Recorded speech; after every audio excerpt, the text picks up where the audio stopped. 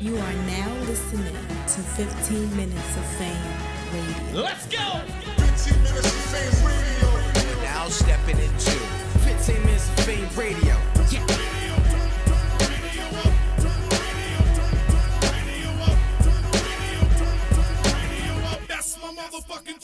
So, Jin, tell us, what does it feel like to be referred to as the Asian Eminem? And I was like, it's better than being referred to as the yellow Eminem. Y'all seen the commercial? They always make the yellow one look like an idiot.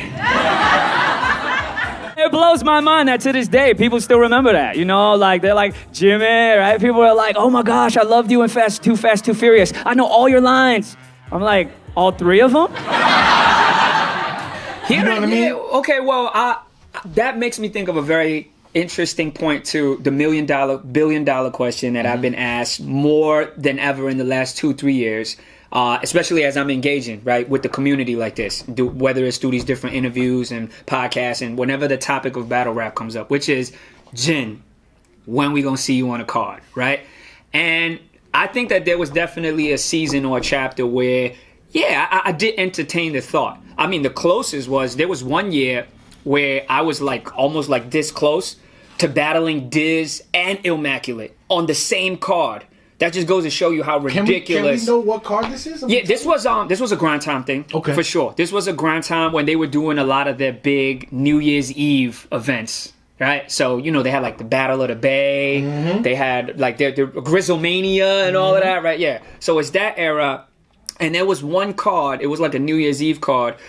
This was around the time, and me and Diz have talked and laughed about it, so it's kind of just funny to look back on it. I like that we can all have say we've grown and evolved enough to look at it and see both the funny and the interesting insight in these moments, right? But that was the era where Diz was, so this is before cannabis, before Cass. This was when Diz was literally like out for everyone, right? So he wasn't choosy at all. He was just like, I'll battle any and everyone. It has nothing to do with the bag. Oh, this is still like he's that. He's still like that too. Well, he's a little more selective, right? Yeah. But for some reason, and you know, I think he's mentioned it. I think he's mentioned it both in interviews, and I've seen him express it before on his platforms as well. Which is, at that time, he was just putting a target on anyone who thought could elevate him on the tiers, right? So for one reason or another, there was a point where he was like, I'm doing any and everything I can to get Jin to battle me, right? So that includes the little funny, videos with the chinga chinga chong chong chong and all of that, right? I don't know. You ask him, that might be his best song that he ever recorded. or I don't know, but I'm just saying that it got this close. I basically not me directly, but my manager at the time had gotten engaged with Lush One and that team at Grind Time, right? And I think me just being overzealous that I always am, I was like, all right, I'll come out to Cali, I'll battle Diz, but on the same card, I also want Illmac. I don't even know what the hell my mind was. I don't know what I was. It's like, Jim, what were you smoking in China during? Because I was in Asia at that time, And that's why it was like this big thing for me, which was like, I'm so detached from it, but I'm still watching it and I know what's going on. I know Diz is dropping these blogs and, he wants to face me so bad. I was like, all right. But this is just me trying to be both reckless and entertaining. I was like, we might as well make this thing as big as possible then. If I come, I also want Illmac. And I think at one point everyone knew about this and everyone was on board for it. But here's where sometimes it'll be that one little incident that shifts the whole course of history.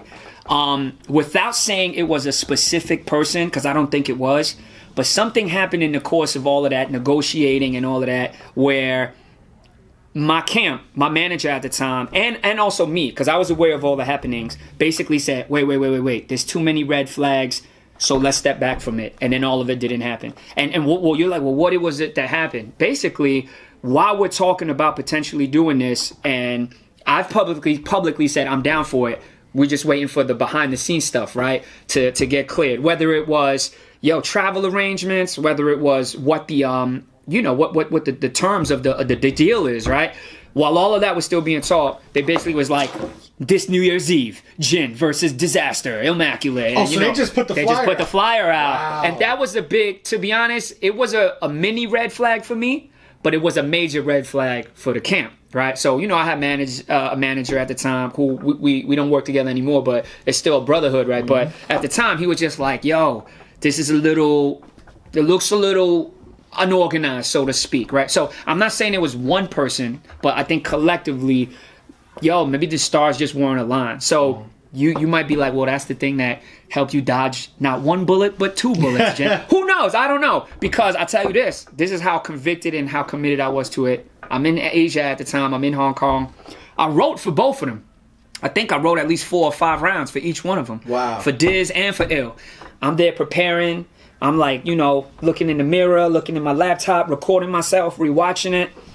And just like for the real battle rap, like, fantasy draft people, I kept those rounds for like another year or two, just in case, like, this might end up unfolding at some point. Wow. But then at some point, I don't know when, why, or what, but I was just like, man, I gotta close this chapter on it. And then I ended up deleting those rounds. Wow. But if you're like, well, Jin, how much do you believe in those rounds? Like, do you think at that time, if you had brought it to the table against either one of them, what do you predict would have happened? I don't think it wouldn't have been lopsided, because I put a lot of time and thought into those rounds. However, I think that I wouldn't be bold enough to say that those rounds would have been enough to get a clear victory. This is a very rhetorical thing, right? Because I don't know, because they would have had a million angles. That's the thing that I was always really conscious of too, and even my management and people around me were like, yo, there's literally a billion angles that they could come at you, Jen. You know what I mean? So, but yeah. And here's a funny thing. I remember, not for Diz, but I think for Illmac, I had prepared, like, I guess you can kind of call it an antic, right? Wow. But yeah. So this is, I think, even before Daylight really got in his antic bag. I think it might have been around a little bit before or after, but I might have been, he had done 1 or 2 already, but I don't know. But either way, I got inspired, and I was going to do this thing in one of the rounds where I was going to say, I don't know the exact bars, but the angle of it was something like, grind time, really started in Asia and Chinese and all of that, right? And I was going to say something about, I found the ancient scrolls, something like that. And I literally was in Hong Kong, and I went and bought like a blank scroll, and I had a guy write in Chinese on there, grind time, born in China or something like that. And then in the round, as I was doing it, I was going to have one of the homies next to me, like, unroll the scroll or something like that. And in my mind, I was like, the audience and all, because I had watched a lot of grind time battles leading up to that, right? So I was like, not so much just because of the antic, but the way I structured the rhyme, right? And it was just going to be this big spectacle. But none of this happened, and I remember I had some interesting. Like, you don't remember none of the bars? I don't remember none of the bars. I remember for Diz, I had wrote this one kind of angle about how, it's hard to battle him because he was almost like genetically engineered for battling. So I had this, like, maybe this one segment where I was like, they made you in a lab, and the temperature was at a specific, but basically saying it, like, breaking down why he's so, like, he's like genetically engineered for battling, but I broke it down and with rhymes and all of that. So that was like an angle I took with him. I took this whole, like, I remember taking this whole, like, angle about how, he has repressed issues and that's why he's so aggressive when he battles, stuff like that. So people have used it against him in battles at that time and onward, which is just kind of trying to use his aggressiveness. But just fun stories, you know what I mean? I don't think there's a better place to tell it than right here. So man, you've been looking me out with the plugs, man, today. For sure, man. For sure. But yo, real quick, I'm gonna get off battle rap for a second, but I do need your opinion on something that we talking about Diz. Yes, sir. Yeah. The return of SoCon. Yeah. And Diz coming in like 3 weeks. I'm excited. Can I get, that's your era. That is my era. Like, maybe a little bit, Yeah. Well, but those guys came from, the same place you did. Like, absolutely. Can we get a little opinion on that, or what you think? Okay. You think SoCon can... I don't think it'll be lopsided. I don't think it'll be a 3-0. This might be a very expected kind of like assessment.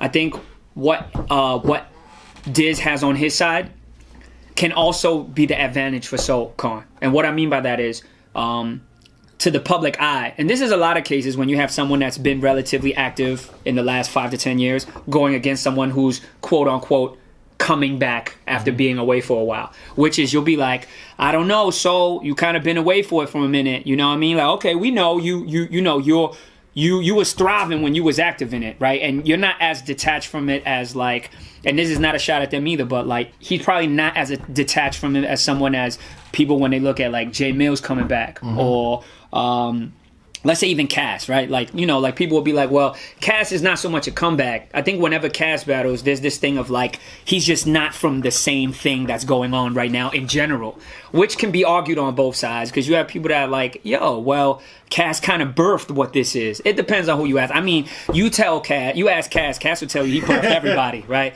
He's like, I birthed the whole entire planet to him.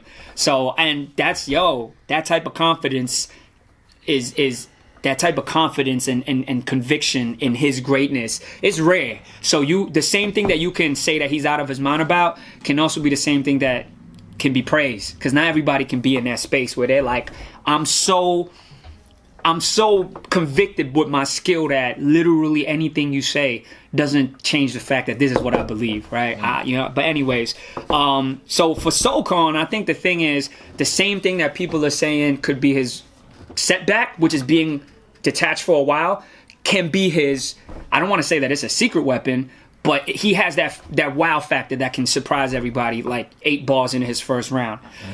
So what Diz is kind of like I guess you could say advantage, so to speak, is that people have a sense of what to expect from him already, which is good sometimes, right? Because people already know you're gonna kill it. So, like I said, the same thing that's advantage is also, can be an advantage for Soul as well.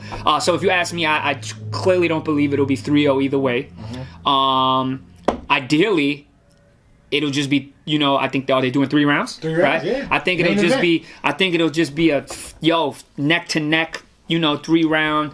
I'm excited though, because for sure I remember before Soul kind of stepped a bit out of the spotlight, he was on a rampage. Yeah. And when we say a rampage, he got the worst body in history of battle rap. Against who? Oh, okay. Well, J5. I mean, him and Deacon Frost was also kind of crazy too. Is J Fox the one where he's in the white suit? I'm pretty sure. Right, with the white suit. Yeah. Okay. Yeah. So yeah, I think it's what event is that? Do they know yet? Yeah, it's on KOTV. Okay, it's on the KOTV. It's on Town Business. It's like it's on Town Business. Okay, yeah, it's like the new type of battle. Okay, Yeah. it's on Town Business. So yeah, I think crowd wise, both of them will be well received. So I don't think that should be too much of a factor. I mean, the Bay always, not that I've like really battled there in that context, but just from Good watching, it's a good crowd for it. So I don't think that should be so much a factor. I'll be interested in seeing outside from the pen game side. This is why I use that angle when I told you I was writing. I feel like he's just like genetically engineered for writing battle raps, right? But Soul, like, that's the thing. The Soul Khan that comes to this battle might not be one that we've ever seen before. Yeah. And that to me is the exciting thing. Facts. That's kind of mad exciting. I just wanted to get your opinion from somebody from that. Well, here's the other thing. Soul also has the ability, which I think Diz has too. They're both definitely from that caliber of rebuttaling, yeah, and that seamless kind of going in and out of it to where you're like, wait a minute, was that part of the verse or was that, you know what I mean? So that would be another interesting factor to put into it. That's what's up, man. 15 minutes of fame. You are now listening to 15 Minutes of Fame Radio. Let's go. 15 minutes of fame radio.